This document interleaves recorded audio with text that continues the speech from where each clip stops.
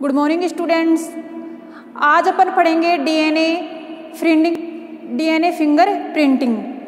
DNA finger printing method क्या होता है, किसमें इसका उपयोग लिया जाता है। डीएनए फिंगर प्रिंटिंग यानी अपन इसको कह सकते हैं अंगुली छापन।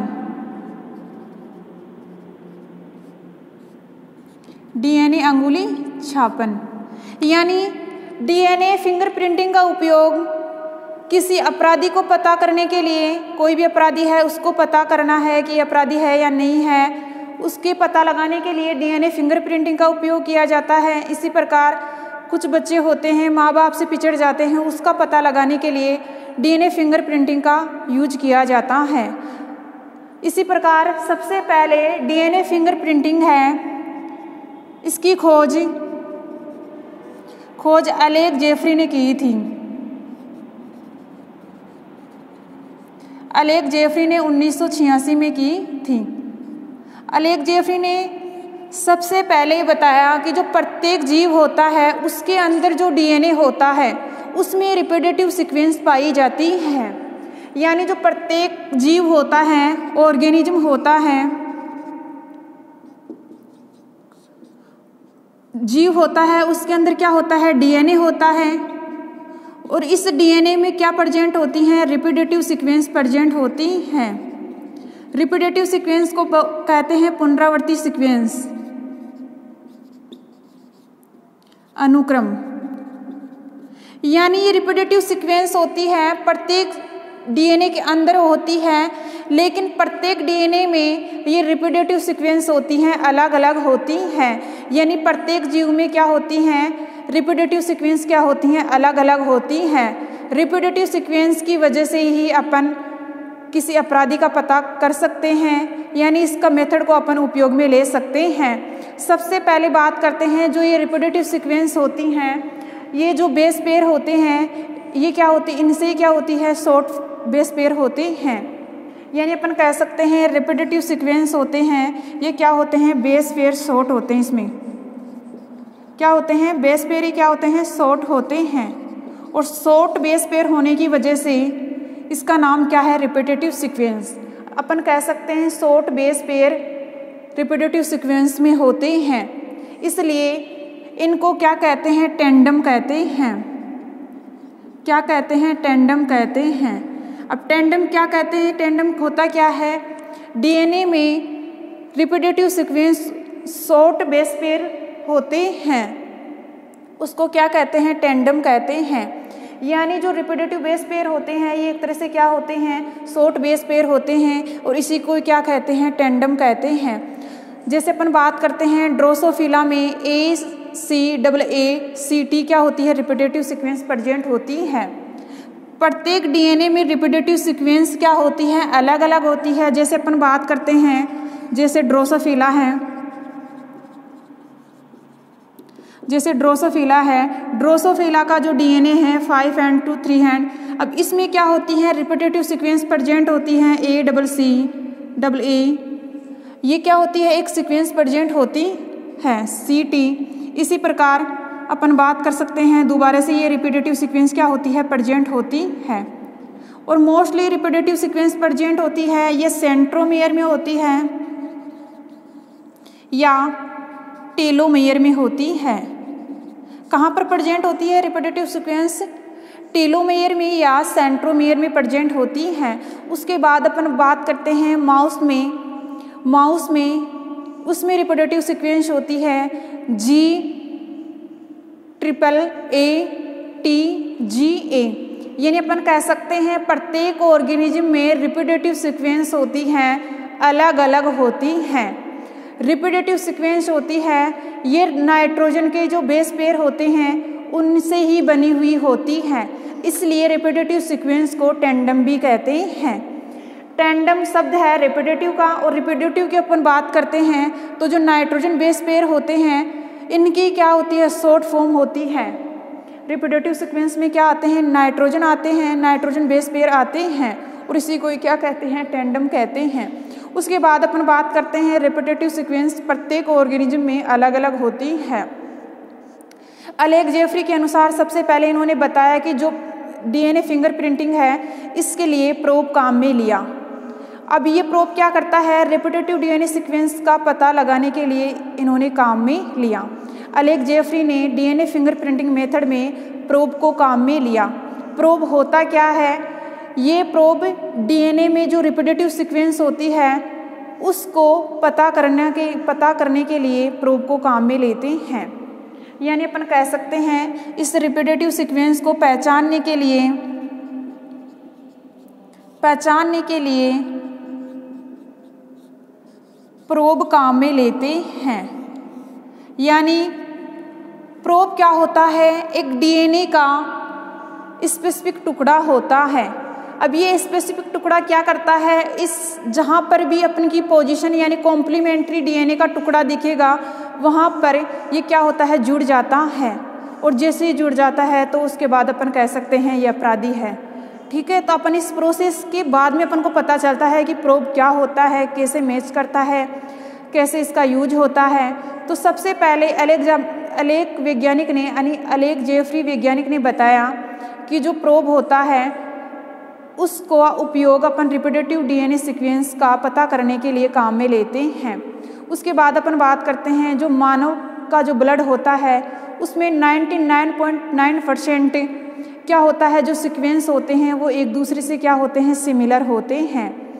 लेकिन 0.1 क्या होते हैं, डिफरेंट होता है। और ये डिफरेंट ही क्या कहलाता है, रिपीटेटिव सीक्वेंस कहलाता है। अब इस रिपीटेटिव सीक्वेंस को पता करने के लिए यानी अपन कह सकते हैं ये 0.1 डीएनए है, यही क्या होता है, अलग होता है।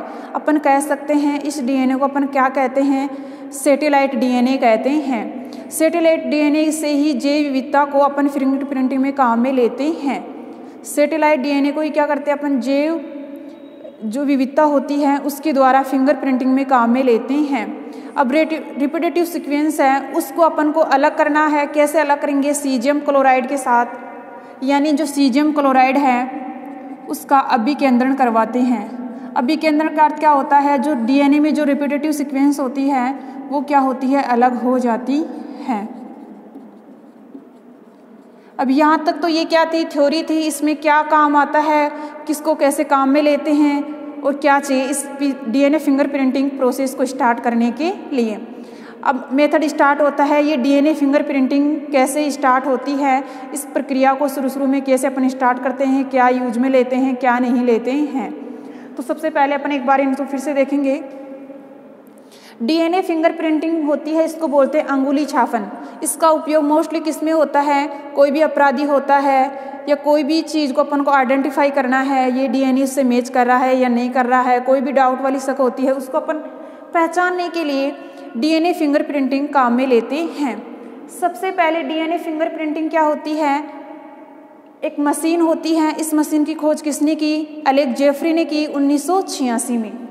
उसके बाद अपन बात करते हैं, अलेक जेफरी साइंटिस्ट ने बताया जो प्रत्येक ऑर्गेनिज्म होता है, प्रत्येक जीव होता है, उसका जो डीएनए होता है उसमें क्या होती है, रिपीटेटिव सीक्वेंस होती है। और रिपीटेटिव सीक्वेंस की वजह से ही प्रत्येक जीव का डीएनए अलग अलग होता है।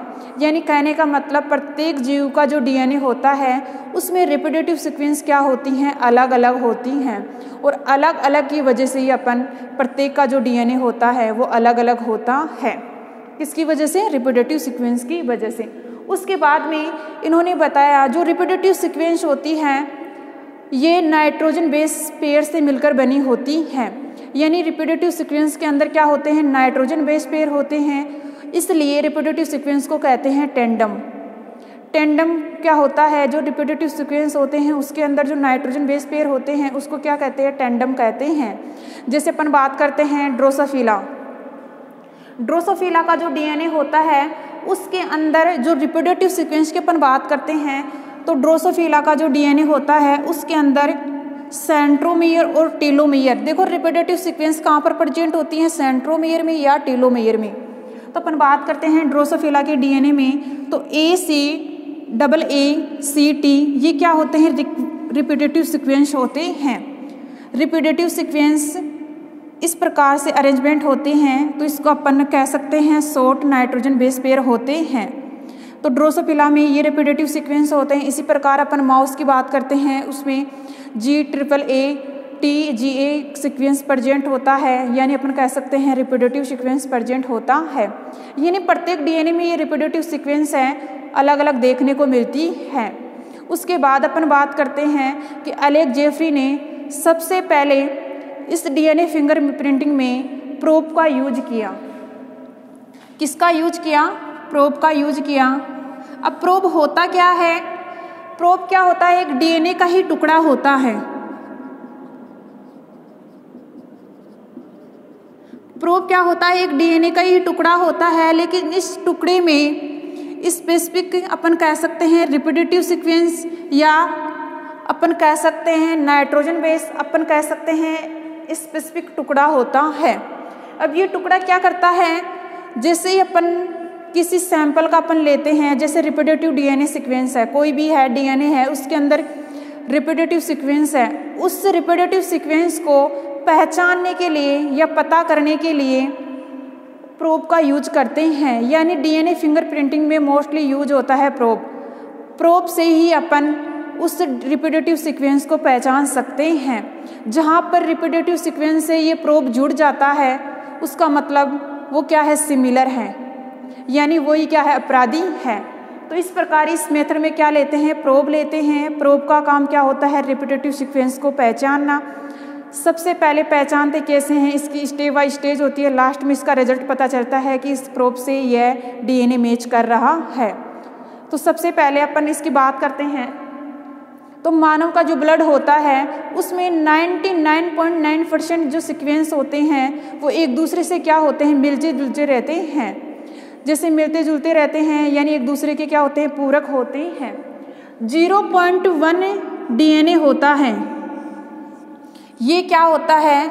प्रत्येक जीव में क्या होता है? अलग अलग होता है।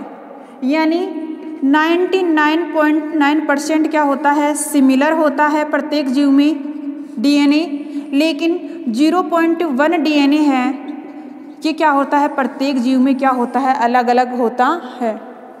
प्रत्येक जीव में ये 0.1 डीएनए अलग होता है। अब इस डीएनए को अपन कहते हैं सैटेलाइट डीएनए। क्या कहते हैं? Satellite DNA. ये 0.1% डीएनए है, ये क्या कहलाता है? सैटेलाइट डीएनए कहलाता है। सैटेलाइट डीएनए है। अब इस सैटेलाइट डीएनए को अपन जैव विविधता के द्वारा फिंगरप्रिंटिंग में काम में लेते हैं। किस में काम में लेते हैं? फिंगरप्रिंटिंग में काम में लेते हैं। अब ये इसके द्वारा ही अपन क्या करते हैं? किसी अपराधी का पता लगा सकते हैं। अब यहाँ पर इस सैटेलाइट डीएनए को ये अपन कह सकते हैं इसको अलग करने के लिए, यानी 0.1 डीएनए अपन कह सकते हैं रिपीटेटिव सीक्वेंस, अपन कह सकते हैं जो सैटेलाइट डीएनए होता है उसका डीएनए में 0.1 भाग होता है, और इस भाग को अपन कह सकते हैं, सैटेलाइट को अपन कह सकते हैं रिपीटेटिव सीक्वेंस। क्या कह सकते हैं? Repetitive sequence. और रिपीटेटिव सीक्वेंस डीएनए में कितनी मात्रा में होता है? 0.1% में होता है, और उस परसेंट को ही अपन क्या कह सकते हैं? उस डीएनए को अपन क्या कह सकते हैं? Satellite DNA. तो सैटेलाइट डीएनए है कितना होता है? 0.1% होता है, और सैटेलाइट डीएनए में क्या होता है? रिपीटेटिव सीक्वेंस होती है। यानी तीनों टर्म एक ही जगह आते हैं। रिपीटेटिव सीक्वेंस, सैटेलाइट डीएनए या 0.1% डीएनए में जो भाग होता है उसको ही अपन को अलग करना है। उस खंड को अलग करके अपन सॉल्यूशन में डालते हैं, उस सॉल्यूशन में डालते हैं प्रोब। इसी प्रकार अपन 3-4 ऐसे अपन क्या लेंगे? सैंपल लेंगे अलग अलग, और उस सैंपल में अपन को क्या डालना है? प्रोब। अब प्रोब इन 3-4 सैंपल से जिनसे मैच हो जाता है वही क्या है? अपराधी है। उसके बाद अपन स्टार्ट करते हैं। अब यहाँ पे अपन को इस पूरे डीएनए में से अपन को ये 0.1 डीएनए है, 1 डीएनए है या सैटेलाइट डीएनए है, या अपन कह सकते हैं रिपीटेटिव सीक्वेंस है, इसको अलग करने के लिए यहाँ से अलग तो करना ही है। ये तो क्या है? सिमिलर है। 99% क्या है? सिमिलर है। जो प्रत्येक जीव में क्या होता है? एक दूसरे से क्या होता है? पूरक होता है। लेकिन जो सेंट्रोमियर और टेलोमियर में जो ये 0.1% डीएनए है, इसको अलग करने के लिए अपन सीजियम क्लोराइड अभिकेंद्रण काम में लेते हैं। क्या काम में लेते हैं? सीजियम क्लोराइड अभिकेंद्रण काम में लेते हैं, जिसकी वजह से इस डीएनए को अपन वहाँ से अलग कर सकते हैं। अलग करने के पश्चात अब डीएनए फिंगरप्रिंटिंग में यूज लेते हैं। सबसे पहले इसकी प्रोसेस स्टार्ट कैसे होती है?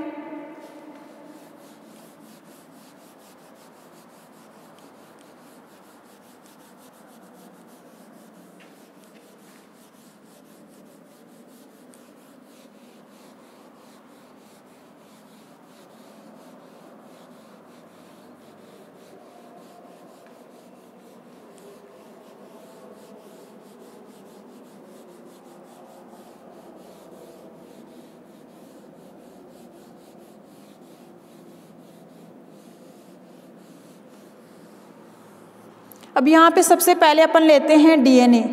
डीएनए अपन विभिन्न प्रकार के सैंपल से ले सकते हैं। जैसे सबसे पहले लेते हैं, इस मेथड में प्रोसेस बात करते हैं, process of DNA fingerprinting.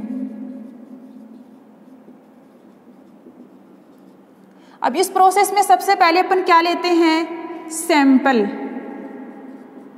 Sample जैसे एग्जाम्पल है हेयर्स ले लिया अपन ने, या कोई भी टिश्यू ले लिया, या अपन ने बोन्स ले ली, ईटीसी। यानी अपन कोई भी सैंपल ले सकते हैं। अब इन सैंपल से अपन क्या लेंगे? डीएनए। यानी सबसे पहले अपन सैंपल में क्या लेंगे? डीएनए लेंगे। अब ये डीएनए हेयर से ले सकते हैं, टिश्यू से ले सकते हैं, या बोन से ले सकते हैं। अब यहां से अपन ने क्या ले लिया? डीएनए ले लिया। जैसे डीएनए कितने व्यक्तियों का लिया? ए, बी और सी। सपोज करो ये जो डीएनए है अपन ने 2 या 3 जितने भी हैं, जैसे ए, बी, सी 3 व्यक्ति हैं, उनका अपन ने डीएनए लिया, चाहे एयर से लिया या टिश्यू से लिया या बोन से अपन ने क्या लिया है? डीएनए लिया है। अब ये तीनों के क्या हैं? डीएनए हैं। ए का डीएनए, बी का डीएनए और सी का डीएनए। अब इस डीएनए को सबसे पहले अपन क्या करेंगे? रेस्ट्रिक्शन एंजाइम के द्वारा प्रत्येक को क्या करेंगे? रेस्ट्रिक्शन एंजाइम के द्वारा क्या करेंगे? कट करेंगे। रेस्ट्रिक्शन एंडोन्यूक्लियस एंजाइम के द्वारा क्या करेंगे? स्पेसिफिक छोटे छोटे खंडों में टुकड़ा करेंगे। यानी प्रत्येक डीएनए को रेस्ट्रिक्शन एंजाइम के द्वारा छोटे छोटे टुकड़ों में काटेगा। यानी रेस्ट्रिक्शन एंजाइम इनको छोटे छोटे टुकड़ों में क्या करेगा? डिवाइड करेगा। जैसे प्रत्येक डीएनए के क्या होते हैं? छोटे छोटे टुकड़े हो जाते हैं।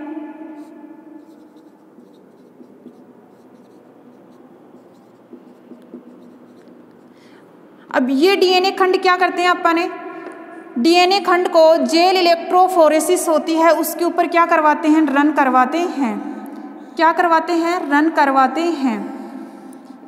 जैसे ही इनको अपन जेल इलेक्ट्रोफोरेसिस के ऊपर रन करवाते हैं तो ये खंड क्या होते हैं? अपनी साइज के अनुसार इस जेल इलेक्ट्रोफोरेसिस में क्या हो जाते हैं? ट्रांसफ़र हो जाते हैं। यानी जैसे ये इनकी साइज के अनुसार,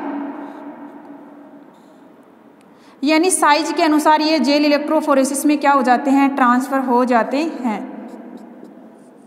जैसे इसकी साइज इतनी है तो इतने वाले खंड में आ जाएगा, जैसे इसकी साइज इतनी बड़ी है तो इतनी बड़े खंड में आ जाएगा, जैसे इसकी साइज इतनी बड़ी है तो यहाँ पर आ जाएगा। यानी साइज के अनुसार ये खंड होते हैं, इनकी भी क्या होती है? कुछ साइज होती है, कोई छोटा होता है, कोई बड़ा होता है। तो उसी अकॉर्डिंग ये क्या करते हैं? यहाँ पर जेल इलेक्ट्रोफोरेसिस में क्या होते हैं? ट्रांसफ़र हो जाते हैं।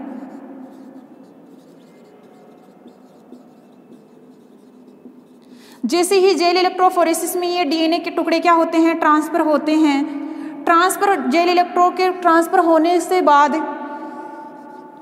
यहाँ से इनको निकाल करके सेलुलोज नाइट्रोसेलुलोज फिल्टर पेपर पर अपन क्या करते हैं? ट्रांसफ़र करते हैं। ये क्या हुआ है? नाइट्रोसेलुलोज फिल्टर पेपर, ये नाइट्रोज सेलुलोज फिल्टर पेपर है, उसके ऊपर ये डीएनए खंडों को क्या करते हैं, ट्रांसफ़र करते हैं। ये पेपर क्या होता है, नाइट्रोज सेलुलोज से बना होता है, ताकि जो इन खंडों के साथ पानी है वो क्या होता है, सूख जाए, या जीव मटेरियल है वो क्या हो जाए, सूख जाए। इसलिए इस पेपर का नाम क्या है, नाइट्रो सेलुलोज फिल्टर पेपर। इसके बाद यहाँ से अपन इनको ट्रांसफ़र करेंगे प्रोब के सॉल्यूशन में। अब यहाँ पर ये क्या है, बना हुआ एक प्रोब का सॉल्यूशन है। ट्रांसफर इन प्रोब सॉल्यूशन। अब इस फिल्टर पेपर को किस में ट्रांसफर करेंगे, प्रोब के सॉल्यूशन में।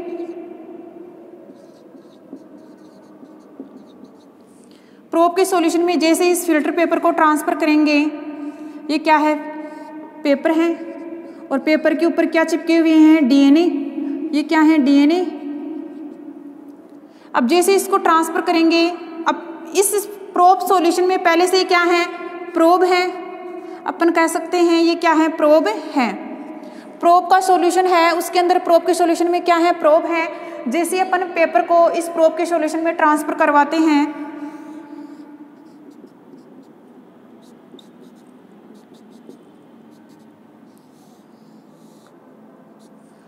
तो ये प्रोब क्या होते हैं, अलग अलग डीएनए के पास पहुंचते हैं, यानी प्रत्येक टुकड़े के पास ये प्रोब क्या होते हैं, जाते हैं, और अपनी कॉम्प्लीमेंट्री डीएनए के साथ, यानी ये पूरे क्या करते हैं, पूरे के अंदर जो सीक्वेंस होता है उस सीक्वेंस की वजह से ये प्रोब क्या होते हैं, अपने ही सिमिलरिटी के साथ क्या होते हैं, जुड़ते हैं। जैसे ये प्रोब है, प्रोब के अंदर क्या है, रिपीटेटिव सीक्वेंस है, और ये डीएनए का टुकड़ा है, इसके पास भी प्रोब के जैसे ही क्या है, रिपीटेटिव सीक्वेंस है। तो ये प्रोब क्या होता है, यहाँ पर क्या होता है, जुड़ जाता है, क्या होता है, जुड़ जाता है। तो अपन कह सकते हैं ये क्या है, सिमिलर है। अब यहाँ पर एक कंडीशन आती है, यहाँ पर क्या होते हैं, फिर बैंड बनना प्रारंभ हो जाते हैं।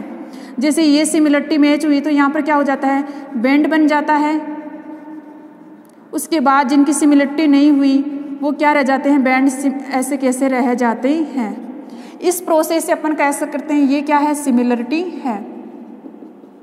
जैसे अपन ने ये डीएनए सपोज करो ए बी सी में से किसका है, ए का है, अपन मान रहे हैं ये ए का हो सकता है, तो यहाँ पर अपन ने क्या लिख दिया, सिमिलर ए। यानी प्रोब किससे मैच कर रहा है, जो ए का डीएनए का टुकड़ा है उससे ये प्रोब मैच कर रहा है।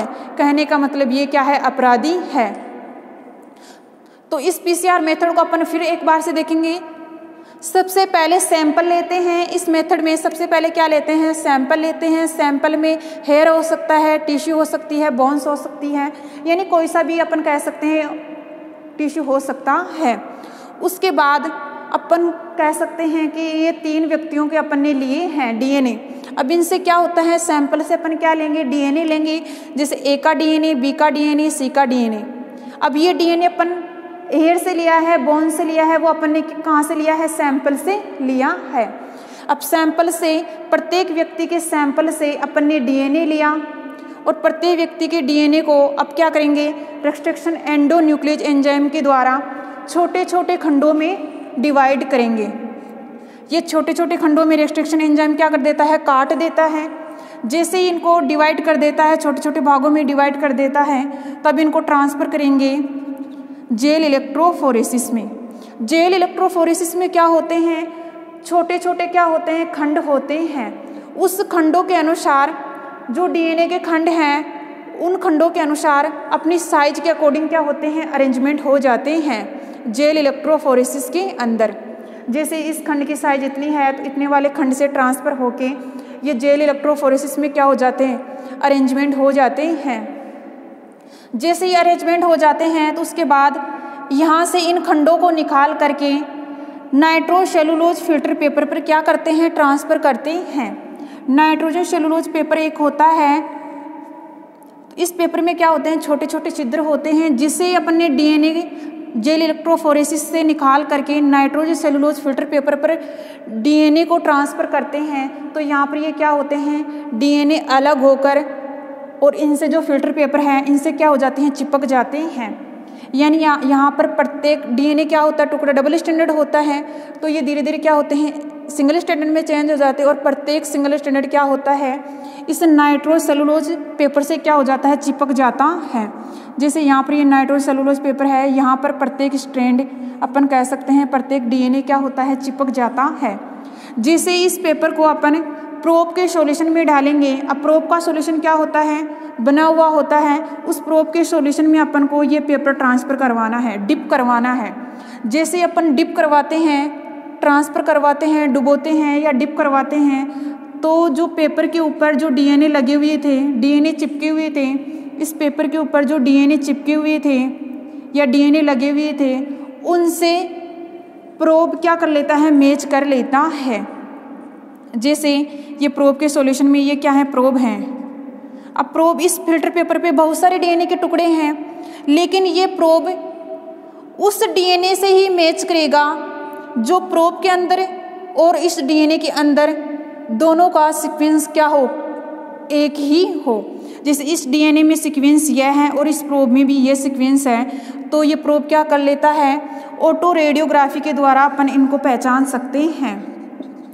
ऑटो रेडियोग्राफी के द्वारा, ऑटो रेडियोग्राफी जैसे ही इस सॉल्यूशन के ऊपर डालते हैं तो ये प्रोब क्या होता है, ऐसे डीएनए खंड के साथ जुड़ा हुआ रहता है जिससे अपनी कॉम्प्लीमेंट्री यानी जुड़ने की क्षमता होती है। जैसे इसके अंदर रिपीटेटिव सीक्वेंस, इसके अंदर रिपीटेटिव सीक्वेंस, इस डीएनए से क्या होती है, सिमिलरिटी होती है, जिसका उपयोग करने के लिए अपन क्या काम में लेते हैं, ऑटो रेडियोग्राफी।